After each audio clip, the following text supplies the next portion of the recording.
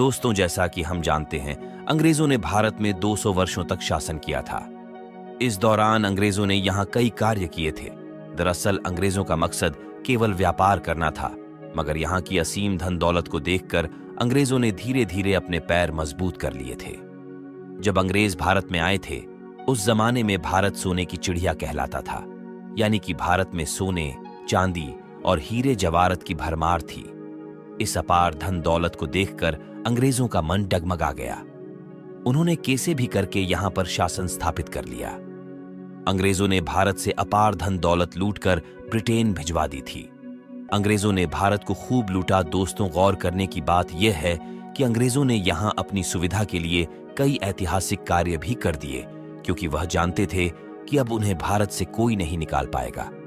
मगर समय का क्या, एक दिन अंग्रेजों को भारत छोड़कर निकलना पड़ गया, मगर उनकी बनाई गई चीजों का उपयोग हम आज भी कर रहे हैं।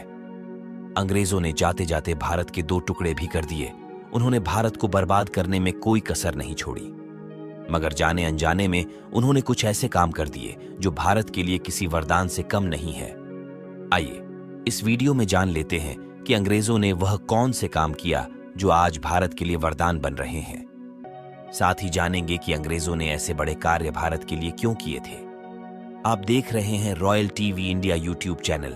आज का वीडियो बड़ा ही इंटरेस्टिंग होने वाला है। यदि आप चैनल पर नए हैं तो चैनल को सब्सक्राइब करके बेल आइकन घंटी जरूर प्रेस करें, ताकि हमारा हर लेटेस्ट वीडियो सबसे पहले आपको मिल पाए। दोस्तों, यह तो हम सब जानते हैं कि अंग्रेजों ने न सिर्फ भारतीयों का शोषण किया, बल्कि हमारी अच्छी भली आर्थिक स्थिति को तबाह कर दिया। फिर इस बात को भी नकारा नहीं जा सकता है कि उनके शासनकाल में थोड़ा ही सही पर हमें फायदा जरूर मिला है। नंबर 1 पर है भारतीय रेलवे। भारतीय रेलवे आज एशिया का सबसे बड़ा नेटवर्क है, जिस पर आज करोड़ों भारतीय सफर करते हैं। और इस बात को भी झुठलाया नहीं जा सकता कि इंडियन रेलवे भी अंग्रेजों द्वारा शुरू की गई थी। चाहे इसकी शुरुआत उन्होंने अपनी सहूलियत के लिए की हो। भारत में पहली रेल 16 अप्रैल 1853 को चली थी। पहली बार में मुंबई से लेकर थाने तक 34 किलोमीटर दूरी तय की थी। कि यह सफर चाहे छोटा था, मगर एक सफर में इंडियन रेलवे की नींव जरूर रखती थी। और आपको यह बात सुनकर हैरानी होगी कि आज भी भारत में एक रेलवे लाइन ऐसी भी है जिसका मालिकाना हक ब्रिटेन की एक कंपनी के पास है। और इस रेलवे लाइन के इस्तेमाल करने के लिए भारत सरकार हर साल 1 करोड़ 20 लाख रुपए ब्रिटेन की इस कंपनी को देती है। ये रेलवे ट्रैक महाराष्ट्र के अमरावती से लेकर मुर्ताजापुर के बीच में स्थित है। और नंबर 2 पर है इंडियन आर्मी। भारत में इंडियन आर्मी की नींव भी अंग्रेजों द्वारा ही रखी गई थी। ईस्ट इंडिया कंपनी के भारत आने से पहले भारत के जितने भी महाराजा थे, उनकी अपनी अपनी सेनाएं होती थी। अब जब ब्रिटिश भारत आए तो उन्होंने 1805 में एक सेना तैयार की थी। उसमें इंडियन और ब्रिटिशर्स दोनों सैनिक शामिल थे। उस वक्त इस सेना ने पहले वर्ल्ड वॉर और सेकेंड वर्ल्ड वॉर ने भी हिस्सा लिया था। उस वक्त ब्रिटिश आर्मी में शहीद हुए 90,000 सैनिकों की याद में ही ब्रिटिश सरकार दिल्ली में इंडिया गेट बनवाया था। नंबर 3 पर है पहाड़ी हिल स्टेशन का विकास। दोस्तों, ढकी वादियां और खुला आसमान हर किसी को आकर्षित करता है। हम भारतीयों को ही नहीं, बल्कि अंग्रेजों को भी हिल स्टेशन से बहुत लगाव था। अंग्रेजों का पहाड़ों से लगाव के कारण ही हमारे पास आज बहुत से हिल स्टेशन है। ब्रिटिशर को शिमला में अपने देश की झलक दिखाई देती थी, इसलिए अंग्रेजों को यह जगह इतनी पसंद आई कि उन्होंने शिमला को खूबसूरत इंग्लैंड की तरह क्षेत्र बनाने का फैसला किया। शिमला अंग्रेजों की समर कैपिटल भी हुआ करता था। आसानी से पहुंचने के लिए अंग्रेजों ने जहां कालका से शिमला तक टॉय ट्रेन की शुरुआत की, जो आज भी शिमला में आने जाने वाले सैलानियों की पहली पसंद है। वैसे शिमला इकलौता हिल स्टेशन नहीं था जिसको अंग्रेजों ने डेवलप किया।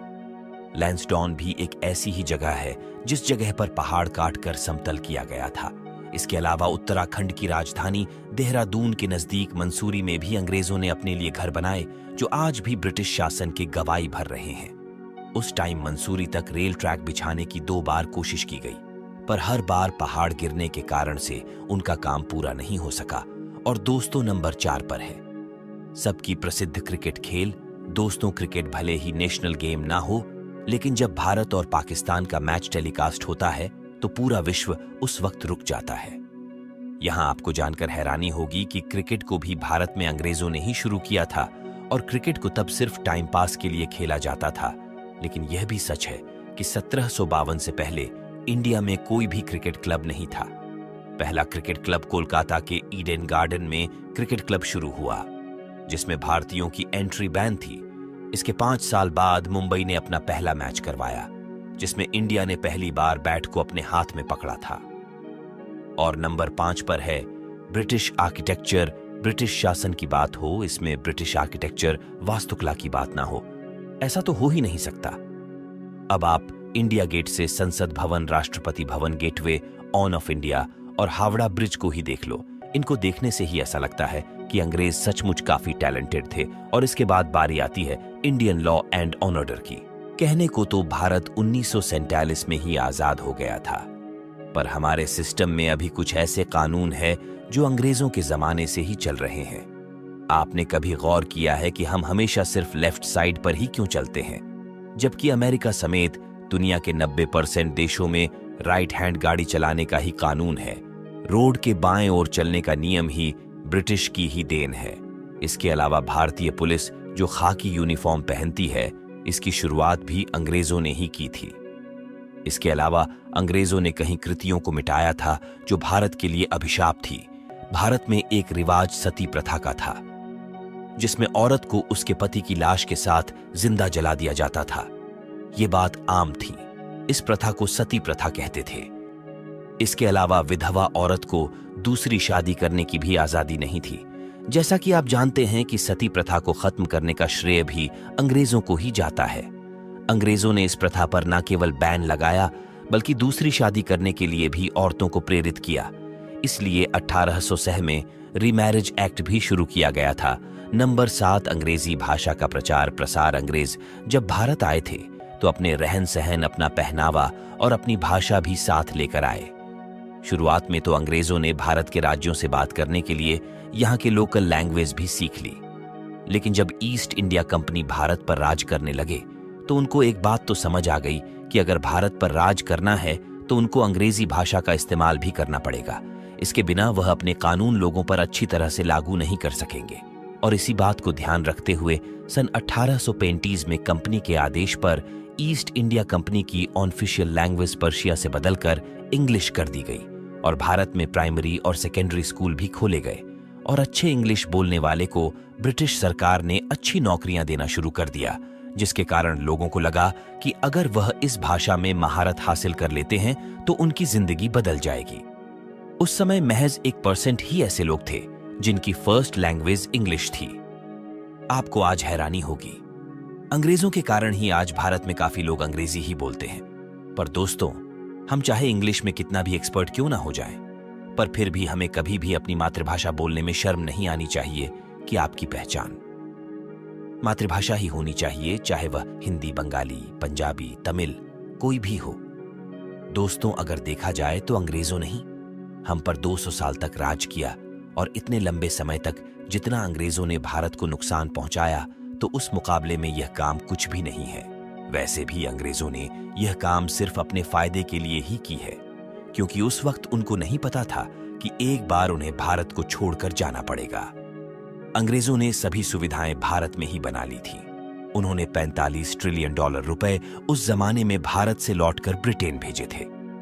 कई जहाज आज भी समुद्र की गहराई में दबे पड़े हैं, क्योंकि वह किसी कारणवश पानी में समा गए थे। चाहे जो कुछ भी हो, आज भी भारत के पास अपार धन संपत्ति है और अंग्रेजों ने जो कार्य किया उनका आज हम पूरा फायदा ले रहे हैं। आज का वीडियो कैसा लगा कमेंट बॉक्स में जरूर बताइए। ऐसे ही वीडियो देखने के लिए हमारा चैनल सब्सक्राइब करके बेल आइकन की घंटी अवश्य दबाएं। वीडियो को पूरा देखने के लिए धन्यवाद।